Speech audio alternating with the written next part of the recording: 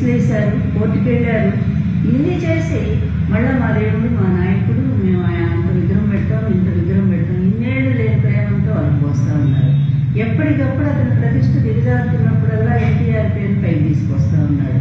అసలు మొదట్లో ఎన్టీఆర్ సభ్యత్వ పుస్తకాల్లో కూడా ఆయన పేరు లేకుండా చేసినటువంటి మనిషి, అసలు ఎన్టీఆర్ బొమ్మను తీసుకెళ్లి బాత్రూంలో పడేసినటువంటి మనిషి, ఆఖరికి అతని స్నేహితుడైన రాధాకృష్ణతో కలిసి అసలు ఎన్టీఆర్ పేరుని మరి ఆరోగ్యశ్రీ తీసేద్దామని చెప్పి ఓపెన్గా చెప్పినటువంటి మనిషి. అటువంటి వాడు మళ్ళీ ఈరోజు ఎన్టీఆర్ మా దేవుడు, ఆయనకి ఏదో చేస్తాం, ఆయన ఆశయాన్ని నిలబెడతామంటూ మళ్ళీ ప్రజల్ని మోసం చేస్తూ ఉన్నాడు. ఎన్టీఆర్ అభిమానులు మోసం చేస్తూ ఉన్నాడు. నేను ఒక్కటే అడుగుతున్నాను, కోట్లాది మంది ఉన్నారు తెలుగు వాళ్ళు ఎన్టీఆర్ అభిమానులు, దేశ విదేశాల్లో కూడా ఉన్నారు. ఇన్నేళ్లుగా మీకు అతని మోసం అర్థం కావట్లేదా?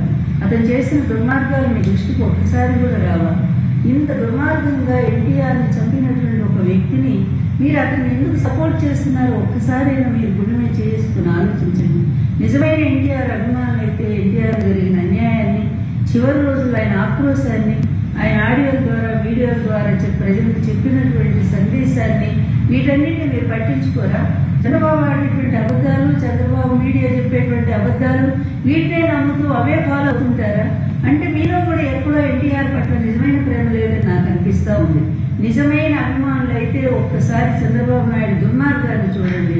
చంద్రబాబు నాయుడు ఎన్టీఆర్ చేసిన ద్రోహాన్ని గురించి మీరు ఒకసారి ఆలోచించండి. ఎన్నేళ్ళైనా చరిత్ర అనే సంగతి మర్చిపోవద్దండి. ఎందుకంటే చరిత్ర ఎప్పుడు కూడా ఎప్పుడో రాజుల చరిత్రలో వాళ్ళ తండ్రులను చంపిన వైనాలు, లేదా అన్నదమ్ములను చంపినటువంటి వైనాలు, వాళ్ళు ఏ విధంగా రాజ్యానికి వచ్చినటువంటి మరి రక్త చరిత్రలన్నీ కూడా ఇప్పటికీ మనం చదువుకుంటున్నాం కదా, ఇప్పటికీ చెప్పుకుంటున్నాం కదా. మరి అంతటి మహానుభావుడైనటువంటి ఎన్టీఆర్ చరిత్ర ఊరికే పోతుందా? అది కూడా ఎన్నో సంవత్సరాలు ఉంటుంది కదా. ఆ చరిత్రలో రక్త మార్కు ఎవరిదంటే మరి అది చంద్రబాబు నాయుడు కదా. రక్త మార్కును సృష్టించి మళ్ళీ ఏం ఎరగినట్టుగా నాటకం ఆడుతూ ఈ విధంగా ఎప్పటికంటే ప్రజలను మోసం చేస్తూ వస్తున్నటువంటి చంద్రబాబు నాయుడు దుర్మార్గాలు కనీసం ఈ ఎన్టీఆర్ గారి వర్ధంతి రోజైనా, 30వ వర్ధంతి రోజైనా మీరు ఎన్టీఆర్ నిజమైన అభిమానులు ఆలోచించండి. ఒకసారి దయచేసి ఆలోచించండి. చివరి క్షణాల్లో ఆయన ఎంత దుఃఖపడ్డారో, తనకు జరిగిన అవమానానికి ఎంత విలపించారో, వచ్చిన అభిమానులందరి దగ్గర ఎంత ఆవేదన వెలుబుచ్చారో. ఈ దుర్మార్గుడు, ఈ వెన్నుపోటుదారుడు, ఈ కుట్రదారుడు, మరి ఇటువంటి నీచుడు నా అల్లుడని చెప్పుకోవడానికి కూడా నేను సిగ్గుపడుతున్నాను. నమ్మి నా పిల్లనిచ్చి పెళ్లి చేస్తే నా గొంతు కోశాడు. చివరికి నేను వ్యవస్థాపక అధ్యక్షుడి, నన్ను పార్టీ అధ్యక్ష పదవి నుంచి తొలగించాడు. తర్వాత అధికారాన్ని 254 సీట్లు నేను కష్టపడి ఎన్నికల్లో సాధించుకుంటే 8 నెలలు తిరగకుండానే మరి ఏదో వంకలు చెప్పి వైస్రాయ్ హోటల్లో ఎమ్మెల్యేలను పెట్టి దారుణంగా వాళ్ళని డబ్బుతో కొనుగోలు చేసి చివరికి నా పదవికి ఎసురు పెట్టిన నీచుడు.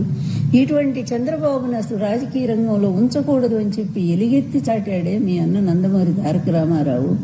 ఆయన కళ్ళ నీళ్లతో కాదు, రక్తపు బాష్పాలతో ఆయన చెప్పాడే ఆ దుర్మార్గుడు తనకు చేసిన అపకారాన్ని గురించి. వీటన్నిటి గురించి దయచేసి మీరు ఆలోచించరా? బాధపడరా? ఆవేదన లేదా? ఎంతసేపు చంద్రబాబు చెప్పే అబద్ధాల చరిత్రనే ఫాలో అవుతారా? ఇప్పటికైనా కళ్ళు తెరవండి. ఈ నీచుడు చేసిన పాపాలని ఒక్కసారి సమీక్షించుకోండి. అప్పటి నుంచి ఇప్పటి వరకు కూడా 2 రాష్ట్రాలు, ఉభయ రాష్ట్రాలు ముఖ్యమంత్రిగా ఉన్నప్పుడు ప్రజల్ని పీడించు తిన్నాడు. రైతుల పాలిట శాపంలాగా మారాడు. అదేవిధంగా ఎంతో మందిని కాల్చి చంపించాడు. అటువంటి నీచుడు మళ్లీ కూడా ఆంధ్రప్రదేశ్ విడిపోవటానికి కూడా అతనే కారకుడయ్యాడు. విడిపోయిన తర్వాత మళ్ళీ ఏదో ఈ రాష్ట్రాన్ని ఉద్ధరిస్తాడని నమ్మి ప్రజలు ఇస్తే అప్పుడు కూడా హామీల మీద హామీలు, 600 హామీలు ఇచ్చి ఒక్కడు కూడా నెరవేర్చకుండా ఆ రోజు కూడా ప్రజలను మోసం చేసి వెళ్ళిపోయాడు. మళ్ళీ మొన్న ఈవీఎంలను అడ్డం పెట్టుకుని వచ్చాడు తప్ప జగన్ మీద అసంతృప్తి, జగన్ మీద ఏ విధమైనటువంటి వ్యతిరేకత ప్రజల్లో ఎక్కడా కూడా లేదు, ఏ వర్గంలో కూడా లేదు చెప్పాలి అంటే. అయినప్పటికీ కూడా తను ఓడిపోతానని తెలిసి కూడా చంద్రబాబు నాయుడు ఈ విధంగా మళ్లీ అడ్డదారిలోనే అధికారాన్ని చేజిక్కించుకోవడం జరిగింది. మళ్ళా ఎన్నో భారీ హామీలు ఇవ్వటం జరిగింది. మరి ఈ ఇచ్చినటువంటి హామీలను ఒక్కటైనా నెరవేర్చగలిగాడంటే ఒక్కటి కూడా నెరవేర్చలేదు. అందుకే ప్రజలందరూ కూడా ఇప్పుడు కూడా అనుకుంటూనే ఉన్నారు, ఆనాడు ఎన్టీఆర్ పరిపాలన గుర్తు తెచ్చుకుంది. అదేవిధంగా ఎన్టీఆర్ వైఎస్ జగన్మోహన్ రెడ్డి గారు ఆ ఇద్దరి పరిపాలన ఆదర్శంగా తీసుకుని ఆయన అమలు జరిపినటువంటి సంక్షేమ పథకాలు అన్నీ అండి.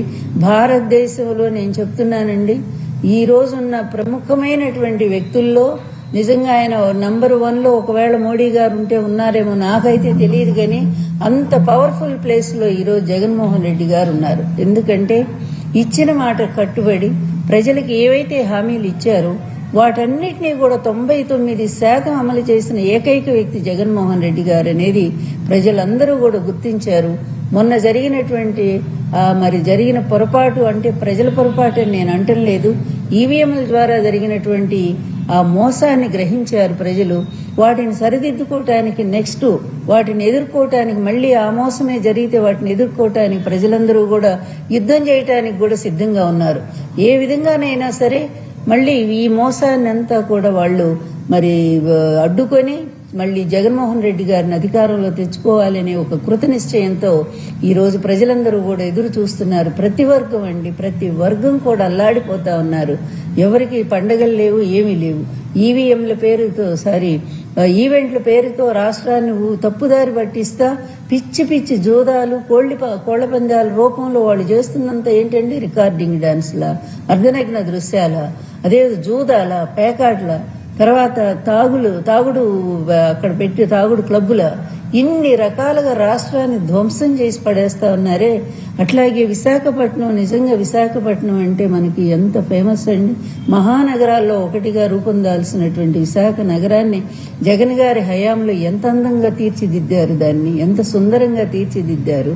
అలాంటి విశాఖ బీచ్ని ఇప్పుడంతా కూడా డ్యాన్సులా, లేకపోతే ఏదో ఫెస్టివల్, విశాఖ బీచ్ ఫెస్టివల్ పేరుతో పిచ్చి అన్న అసభ్యమైన దృశ్యాలకి అక్కడ ఆలవాలం చేస్తా ఉన్నారా?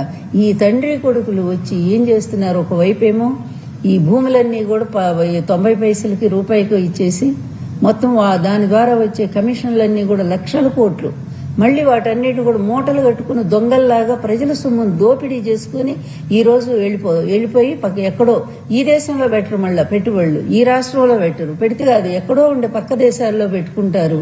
ఇదంతా ఏదైనా ఒకటే, పాపం పండిన రోజు ఏ సొమ్ము మీకు మిగలదు చంద్రబాబు. అలాగే లోకేష్ కూడా చెప్తా ఉన్నాను, మీ ఇద్దరి దుర్మార్గమైన పరిపాలన, నీ రెడ్ బుక్ రాజ్యాంగం రేపు అది నీకే చుట్టుకుంటది. రేపు నీవు మా ప్రభుత్వం వచ్చిన తర్వాత మొట్టమొదటిగా లోకేష్ అరెస్ట్ అవుతాడు. ఎందుకంటే ఇన్ని హత్యలు చేయిస్తున్నటువంటి పాపం సాల్మన్ రాజు ఎంత బాధేస్తుందండి.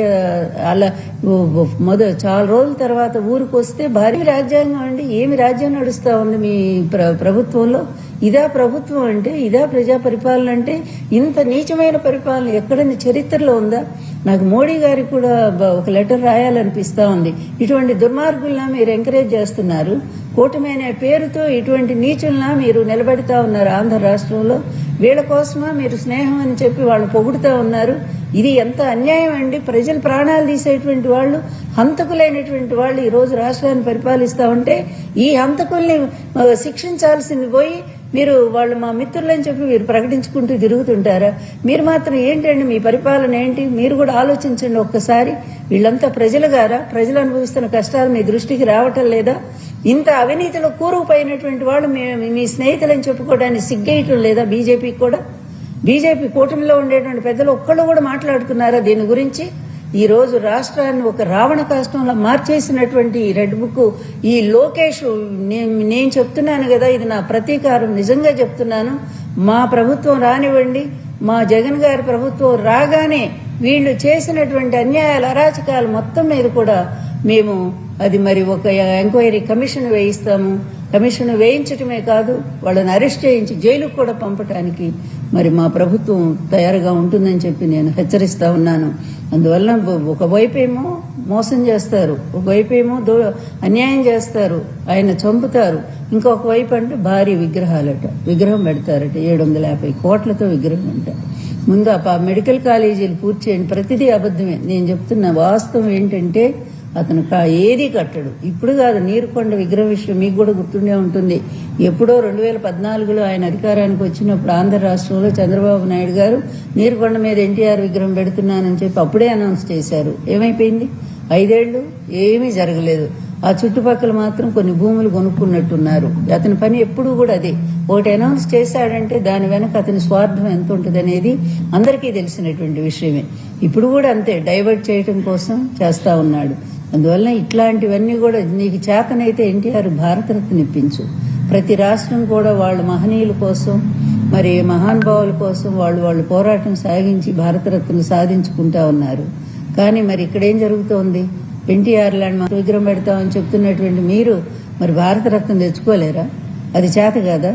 చేత అయ్యే పక్కన పడేస్తున్నారా? ఎన్టీఆర్ అంటే ఏమాత్రం గౌరవం లేని చంద్రబాబు నాయుడు, ఎన్టీఆర్ అంటే ఏమాత్రం ప్రేమ లేనటువంటి చంద్రబాబు నాయుడు బయట మీడియాలో మాట్లాడినంత మాత్రం చేత ఎన్టీఆర్ అభిమానుల్ని నమ్మొద్దని నేను విజ్ఞప్తి చేస్తా ఉన్నాను. ఇతను ఒక మోసగాడు, ఇతను ఒక వంచకుడు, ఇతను ఒక వెన్నుపోటుదారు. ఇతను ఎన్టీఆర్కే కాదు ప్రజలకు కూడా వెన్నుపోటు పొడిచినటువంటి వాడు. ఇతని చరిత్ర, ఎన్టీఆర్ చరిత్ర ఎంత పవిత్రంగా